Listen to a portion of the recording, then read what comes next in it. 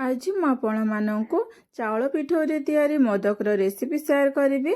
मोदक प्रभु गणेशंकर अति प्रिय भोग। आग को गणेश पूजा आसूची। गणेश पूजा उपलक्षे यही मोदक तैयारी करी ठाकुर पाखे भोग लगातु। नमस्कार, मु गायत्री। आपण मानक गायत्री किचन को अनेक अनेक स्वागत। मोदक बनवाई अरुआ चाउल को मुझे 5 घंटा आगु बतुराई रखी। ग्राइंडर जार दे चिकन कर बाटे। तो मुझे चाउल चूना को चिकन कर बाटी देछि। नड़िया को कोरिकी रखी। कड़ई रे बाटिक रखी चाउल चूना को देवी। हाफ कप पानी देवी। हाफ कप क्षीर देवी। क्षीर देले मोदकर टेस्ट भल लगे। स्वाद अनुसार लुण देवी।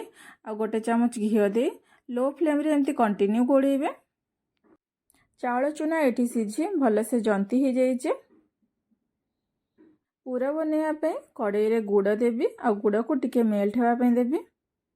तो गुड़ ये मेल्ट हो गलानी। कोरिकी रखी नड़िया देवी। अलैच गुंड दे सबू केमती भल से घोड़ेबे। तो पूरा ये पूरा पूरी रेडी हो जाइए। मोदक बनवाई मुझे गोटे मोदक छांच नहीं। तो छांच भितर एमती टे घी लगेदेवे। और जंतिक रखी चाउल चूना को देवी।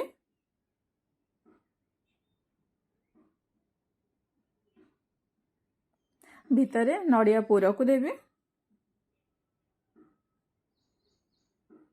और ऊपर आउ किसी चाउल चूना दे मोदक तैयारी करिवे।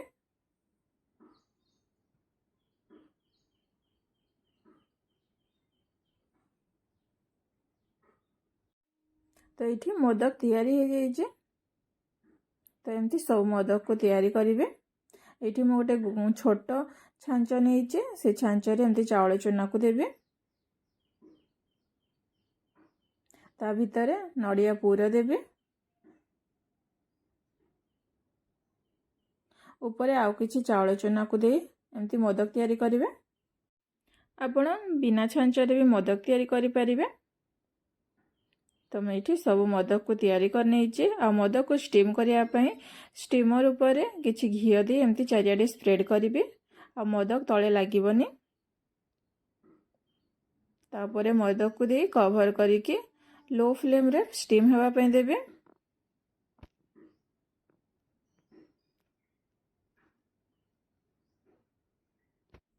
2 मिनिट पर मोदक ये पूरा स्टीम हो जाइए। किसी समय ठंडा होला परे गोटे प्लेट को काढ़ी ठाकुर पाखे भोग लगातु। आग को गणेश पूजा आसूचे। गणेश पूजा उपलक्षे आपण यही मोदक को घरे प्रस्तुत करंतु। ठाकुर पाखे भोग लगातु, निजे खातु और समस्त को खुआतु। और केमिति लागला मते कमेंट लिखि निश्चय जणातु। आशा करुच्ची ये रेसिपी आपण मानकु भल लागिथिबो। और रेसिपी भल लागिले लाइक शेयर और सब्सक्राइब करने को जमा भूलिबेनी। Thank you.